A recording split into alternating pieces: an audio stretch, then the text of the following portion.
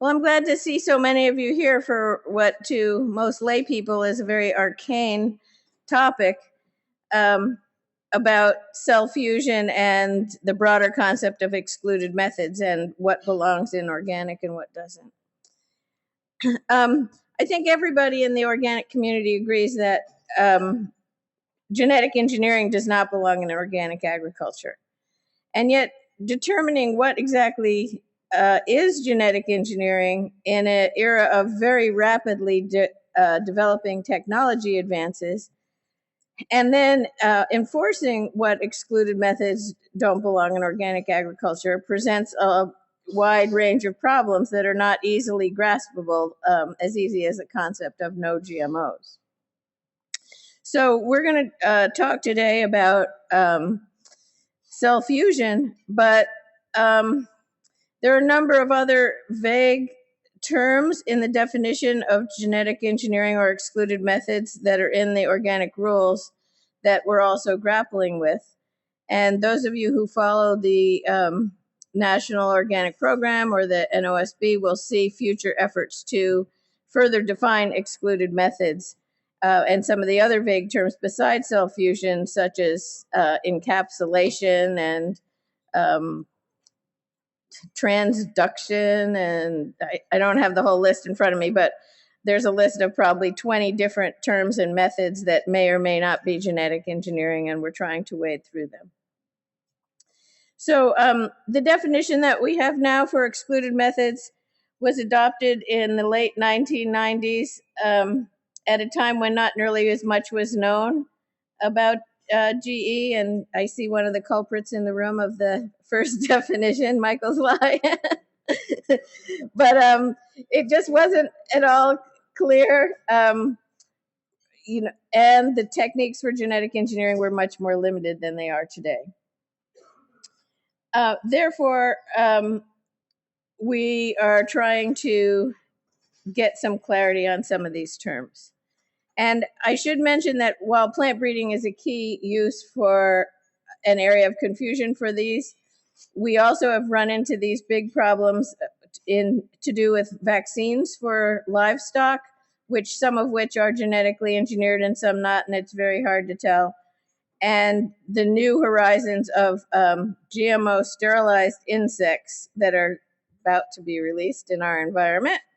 And GMO yeast and enzymes and other things that are used in processed foods. So near as I can tell, and I'm gonna not talk too much about the details of what is the CMS cell fusion techniques. Jim will talk to that. But suffice it to say that some of these techniques have been used probably since the late 1970s and certainly through the 80s and 90s. And therefore, many varieties or many germplasm that is now used to make modern hybrids was initially developed with that gene set quite some time ago. And so tracing the original event is what Jim has somewhat tried to do, but it's long in the past. And so it's pretty hard to go back and untangle that whole thing. But as far as the awareness in organic, while plant breeders may have been aware of this of some time, growers really first started getting concerned about this, and it came to our attention in 2011. And I think it's largely because Europe has been working more on this and has had several seminars or meetings about this. And word got over the pond to some of our vegetable growers, and it would come to their attention that, say, one variety of cauliflower may have been produced with cell fusion. Now, just the very general thing, if anyone doesn't know what this is about, it's cytoplasmic male sterility, which does occur naturally in a number of vegetable species and is then harnessed to put into the lines that are used for breeding hybrids.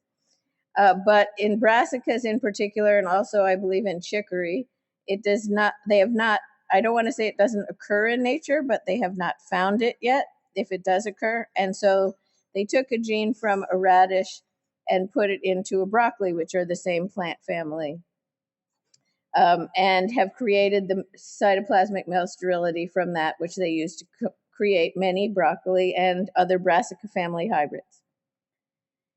So growers started getting concerned about a certain specific cauliflower hybrid, and one of our growers in CCOF returned a large batch of seed that they had gotten because they thought it was prohibited. And they should have asked their certifier first, and the certifier would have scratched their head, but at least the certifier would have known about it. But anyway, they just returned it. Also, in the East Coast, similar things were happening where it came to the attention that certain varieties had been created through this technique, and the growers and their certifiers became concerned.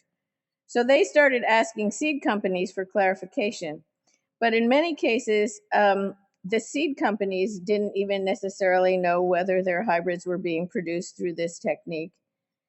And then to make matters worse, Demeter, and I don't blame Demeter for this or anything, but it's just, a fact of what happened. Demeter published a list of varieties that they had determined to be okay on their website, but not the list of ones they had determined to not be okay. And in any case, neither list was complete because they only had access to certain information about certain of the hybrids, but not all the hybrids out there. So that got everybody even more worked up about it, and people started asking the National Organic Program when certifiers couldn't answer their questions.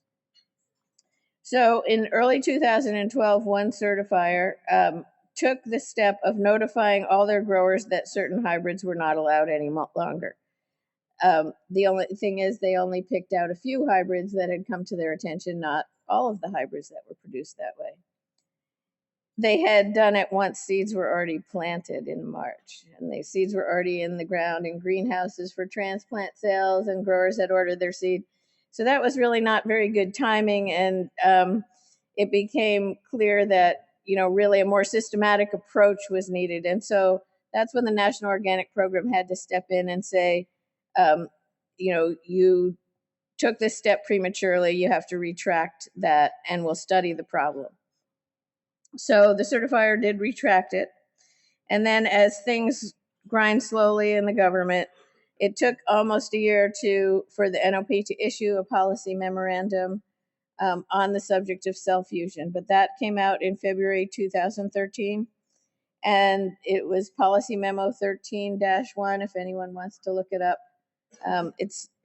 All this is in the proceedings also, if you want to refer to it later. And policy memorandum called Cell Fusion Techniques Used in Seed Production. The memo indicates that NLP reviewed cell fusion in the context of the excluded methods definition and concluded that cell fusion is an excluded method only when donor cells or protoplasts do not fall within the same taxonomic plant family, or when techniques of recombinant DNA technology are not used. Because it's a radish gene in a brassica, those are the same plant family. And therefore, that would allow this particular use of cell fusion. Now, many people, of course, question whether this policy is really consistent with a philosophy of organic agriculture. And I think some of our other speakers will speak to that more than I. My take is that intentionally breeding sterility into any species so it cannot achieve a natural life cycle does kind of seem counter to organic principles. And yet, when we're in the regulation world, certifiers and growers alike need things that are easy to understand and easy to enforce. And so if you can't really find out which varieties are created that way, then it's very difficult to have some sort of enforcement for that type of situation. That and the fact that the CMS does occur naturally in many other species, and so it may already be in broccoli, but we just haven't found it yet. And Jim will talk somewhat in more detail about that.